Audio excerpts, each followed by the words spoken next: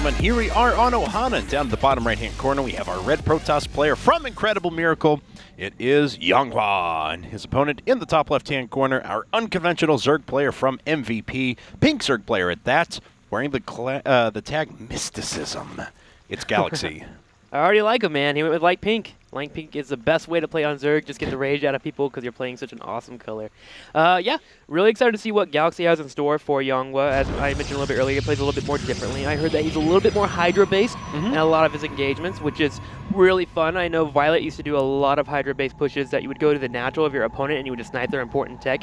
It's been a little bit harder to pull off as players have gotten really good with their force fields, but again, Nidus Hydra is always a fun strat to see, so hopefully we'll see that from Galaxy. Not bad on this map, too. Very large mains, a lot of places you could hide those nice and early if the time comes. Although Yanghua is the kind of player who's very good about placing his pylons across the perimeter, so something like that's not likely to catch him off guard, although Nidus Canal sometimes still work if you can throw a few units in, get that ping, and say, oh, I'm under attack, go look at this. Oh, hey, there's also this building inside of the main, and I didn't detect it at the time, but for now, things are looking pretty normal. I would expect a pool here pretty soon out of Galaxy, and then we'll see what he goes into after that. Yeah, Yanghua's definitely the favorite, probably, person on this. If you look at paper, if you actually look at these two players, Yanghua actually just won our IPL qualifier, actually, for International, took first place over Tails. He also took out, I believe it was Vampire as well in the semifinals. So yeah, Yanghua, of course, just recently off of fresh victory in an IPL format, so expect to see him at IPL 5, or IPL 6, I'm sorry. Jeez, we're moving up in numbers. Looks like he's going to have a pylon block for here, but again, just very standard play, and this is what Yanghua does, man. Does it very well. And he's actually going to go slightly behind this drone, who does turn around because there are times when players will send out a drone, they'll put down the hatchery, but they won't watch the people behind them, and then there is a possibility for that probe to get around and start cannoning that third base, and that just can get so annoying. A double pylon block, though, coming down for Yanghua wants to be as annoying as possible, and that, at the very least, is going to force Galaxy into doing something a little bit more unconventional. He already starts with 6 lings into Queen. We'll see what he follows it up with. Yeah, I mean, if you do this to a player that's really not well known and playing at a high level, you could throw off a lot of their timings and just get them flustered, and they don't know how to play in a weird setting. So Yanghua is trying to put that stress, I guess, if you will, on top of Galaxy here. Galaxy is being aggressive with his overlords. I noticed his first and second overlord actually was popped in the main, and there's also one right in the middle above that Zelnaga heading to the natural. So a little bit curious. Usually has that second one be a little bit more on the defensive side, but he really has aggressive overlords here, which really leads me to believe that he wants to have a really strong mid-game aggression. All right, well, Galaxy clears up the natural. He's going to head his way over to the third. Of course, nothing's there, so we can drop down a little bit late third. It's going to end up coming at about 4:15, 4:10. But don't forget, that's basically the exact same time that his natural started, too. So he's pretty far behind in that respect. Only one queen on the map for now. We'll start a second one and start heading it over to the natural here in just a bit. But I want to see what he follows this up with, if he's going to go for the ultra-aggressive route after this, or if he's just going to try and play incredibly economical. Yeah, with the third base being seen, did Yanghua actually see that third base? Actually, let's watch these lings first. They do run straight in the natural. Yanghua not paying attention. He does look at probe. Probe will be taken down right away, but the lings do make their way straight into the main, and Galaxy is going to have a lot of fun here. 4 lings in the main is always fun indeed. Oh, yeah, definitely. I mean, even if you only kill 1 or 2 probes with it, you're pulling units off the line, there's missed mining time. The probe for Yanghua actually made its way back into the main. I think it was killed by the Queen. Yeah, you see it has a kill on it now. So I don't think he actually explicitly saw the third. Let's take a look at his vision. Indeed, he has not. All right, so we just have, well, Yanghwa's not freaking out too much, actually, with these 4 lings. A lot of players will pull off about 6 probes just to fall around these lings here, and there we go, a few being pulled off. But see, if you pull off only 3 to 4, you take that engagement every time, because you will get a probe killed no matter what. So, but for the most part, Yanghwa's playing this pretty nicely. Zelt does finally pop out, going to chase around these lings, but his tech is slowed down so much from here. He's not going to be able to throw anything down in the main. You want to keep these lings alive until about 6:45, 7 minutes, and if you do that, it's a huge success.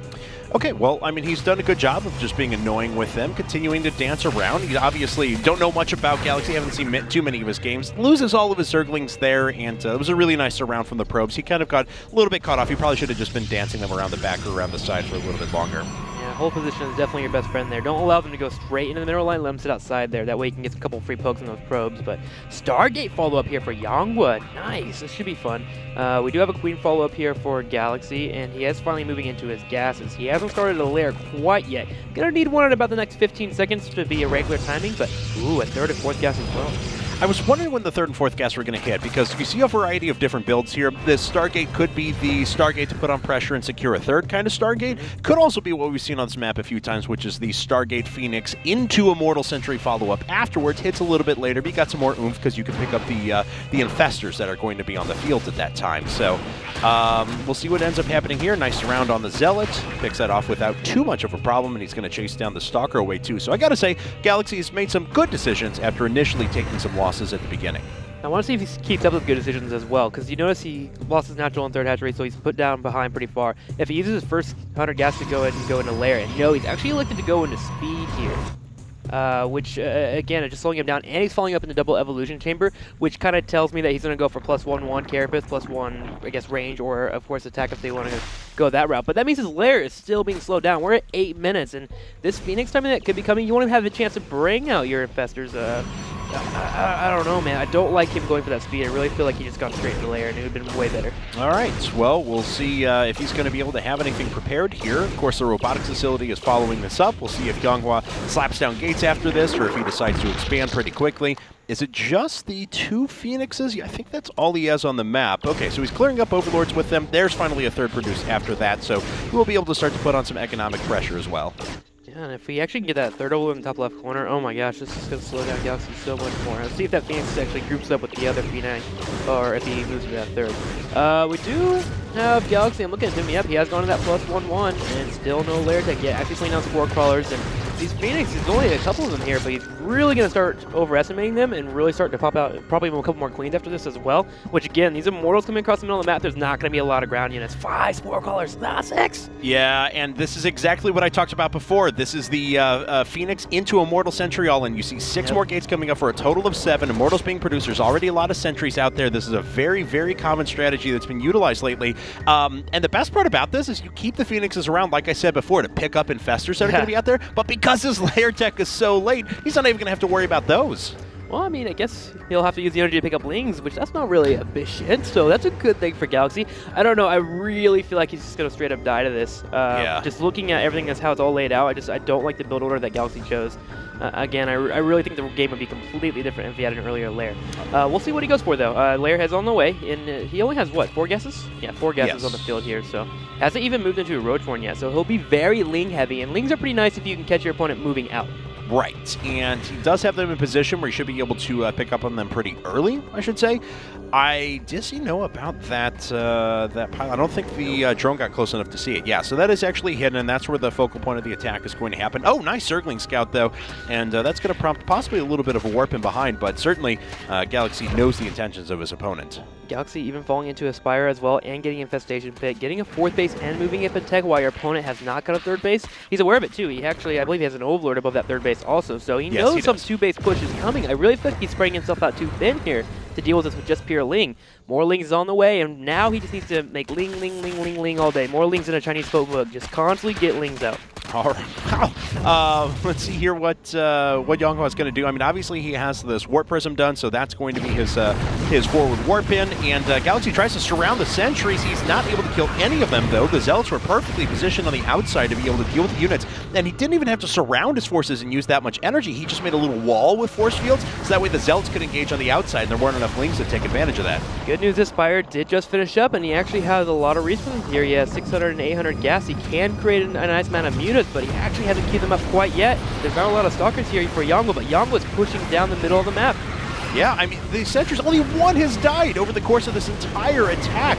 The Spine Crawlers are just falling incredibly quickly. 3 have already gone down. The last couple are, they're going to finish, but they're only going to get off a hit or 2 before things actually end up happening. Pathogen Glands is pretty far along, but who cares? There's so much. The worst part, too, is that Galaxy's going to die with a lot of resources in the bank just because he can't utilize it. He doesn't have any available larvae. There's GG. Galaxy goes down. Yonghua takes game number 1. Really? That's the victory for IM. The 2 pylons just threw off Galaxy so much. You could see it in his play. He just didn't know what he needed to cut to make it sure that he was in a standard position at certain times, and it really hurt his play there. It got to the point where I think if he would have created some mutas, he may have been able to do some damage, but there were warping of Stalkers constantly after that, so eventually he would have died off. Right. But still, it kind of hurts dying off with 1,000 gas and minerals. But nonetheless, Yongwa playing standard, doing what he does best. All right, well, game number 2 is going to be on Daybreak, and it's going to be MVP Dream making his way in. So we're going to run to a commercial break. When we get back, guys, it'll be time for game number 2. Don't go anywhere.